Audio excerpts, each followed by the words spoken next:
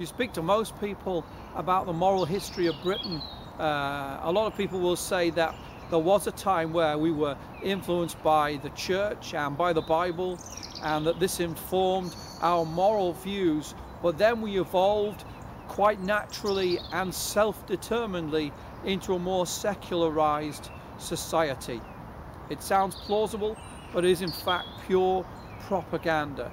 The truth is that you and I, and others like us, have been targeted quite deliberately for about the last 60 years by the media, by the educational authorities, and at times by the government themselves, to be the recipients of a humanistic, liberal and anti-Christian world view. There has been a hidden agenda, in fact nothing less than a secret war.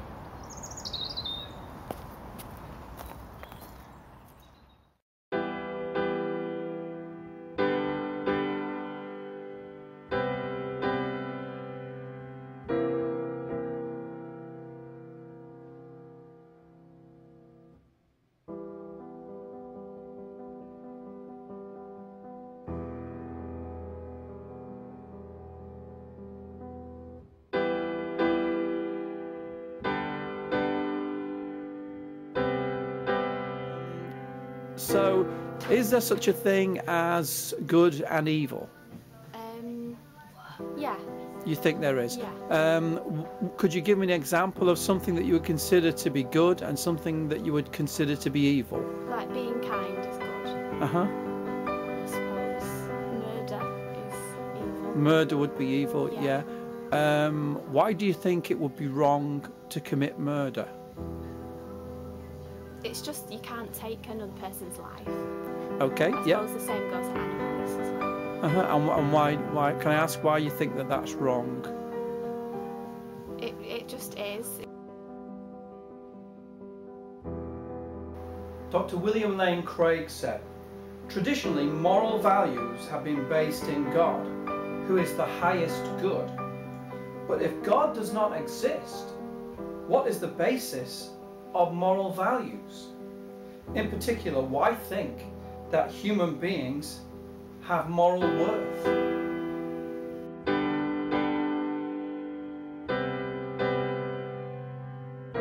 Before the Second World War, both the National Socialists and the Communists realised that if you could indoctrinate the minds of children, you could win the next generation. You could persuade them to accept policies and ideas that not only were unthinkable a generation before, but even ridiculous.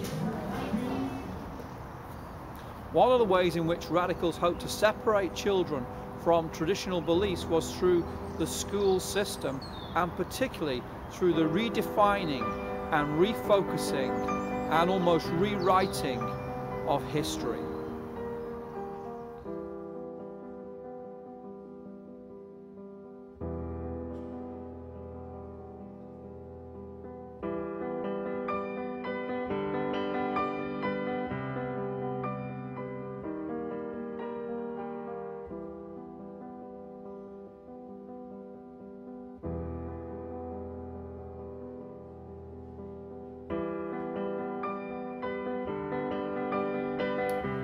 The question is, how does one go about rewriting history? Well, the answer is by refocusing children's attention. Let me explain what I mean by that. If I was to teach a subject like military history, and I wanted to impose upon children a liberal worldview, then I'd make sure that I didn't focus on anything that might engender a sense of nationalistic pride. So, for example, if we were looking at a battle, we would look at not heroism or achievements, we would look at what did they eat, what did they wear, and so on. In a similar way, if I wanted to separate children from traditionally held beliefs, if we were looking at something like the Reformation, I wouldn't look at anything like Martin Luther or the Protestant martyrs. I wouldn't look at William Tyndale or the beginnings of the English Bible, even though all those points are highly significant. Instead, I would shift the focus of attention to something like Henry VIII and his need for a divorce. And that is exactly what happened. E.H. Dance was a liberal historian who wrote a number of books in the early 1960s. Just listen to this quote from him. He says, "This revolution in attitude has to be both negative and positive.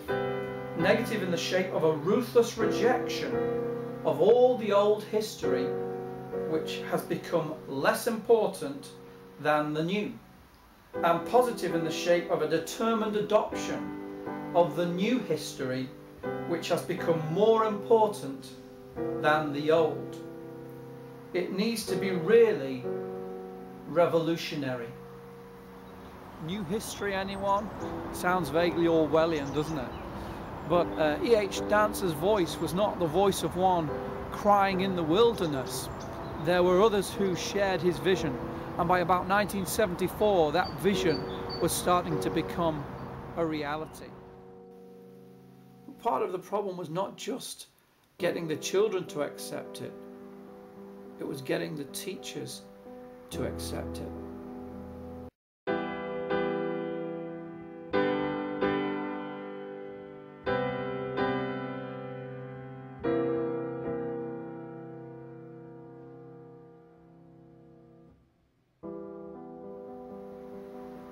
Christopher McGovern, who was a history teacher in the mid-1970s, recalls how there was a very specific change in the way that history was taught. He says, there was something called the Schools Council History Project. They wanted to distill causation from history. For instance, they chose books on the history of medicine because it is one of the few areas which actually does allow you to distill the ideas of continuity. They decided it didn't matter what content you taught. What you were emphasizing were skills and themes.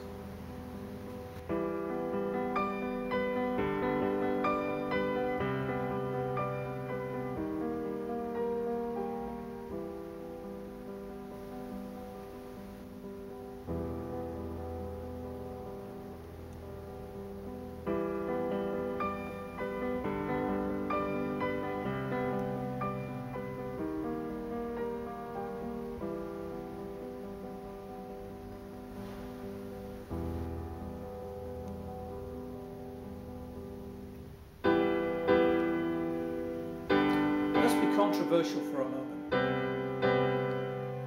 History should be about gathering information from the past and presenting it to school children so that they can learn about it. It should be as simple as that.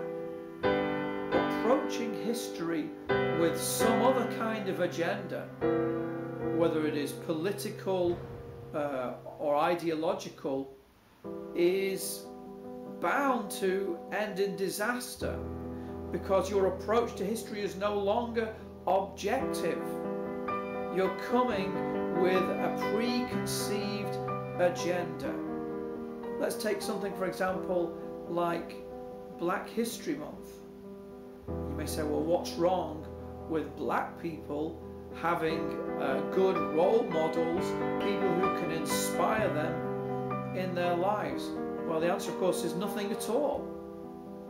But what's wrong with it is if that becomes your approach to history, because straight away you and I know you cannot have a negative role model. So straight away you have edited history, you have sanitized history to take out of the way any negative role model. And you might say, well, doesn't the Bible do just that? I would say no, it doesn't. Because whilst in the Bible we have things like Peter's epistles, we also have a record of his denial of the Lord Jesus Christ. We also have the Apostle Paul recording the fact that he withstood Peter to his face. He told Peter he was wrong, that he was in sin. We also have recorded for us, as well as the beautiful book of Psalms, we have David's adultery with Bathsheba. So the Bible doesn't do that. It presents people often warts and all. But let's move on to another approach of history, a more contemporary approach to history, and that is LGBT History Month, Lesbian, Gay, Bisexual History Month. Once again, part of the problem is that there can be no negative role models. They're not allowed in this discussion of history. So, for example, there'll be nothing on Ernst Röhm, the openly gay leader of the Nazi SA, who was a brutal and murderous thug. Why? Because that doesn't fit with the agenda. That doesn't fit with the role model that these people want to present. It doesn't fit in with the liberal concept. Therefore, it's consigned to the rubbish bin. Are people allowed to hold a biblical, Christian, traditional view about sexuality? Let's listen to Ellie Barnes, the head of diversity at Stoke Newington School.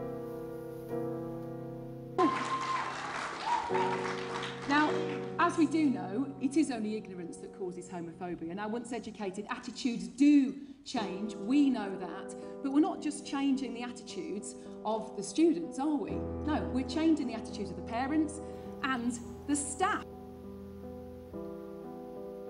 In Germany, in the 1930s, school children were forced to take part in marches and to wave banners emblazoned with swastikas and to shout the party slogans. In the early 21st century, in the United Kingdom, school children are forced to take part in marches and to wave banners emblazoned with rainbows and shout slogans like, "You're gay, it's okay."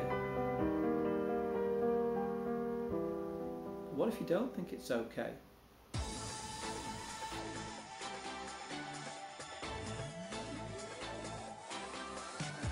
I'm a PE teacher and a professional lesbian.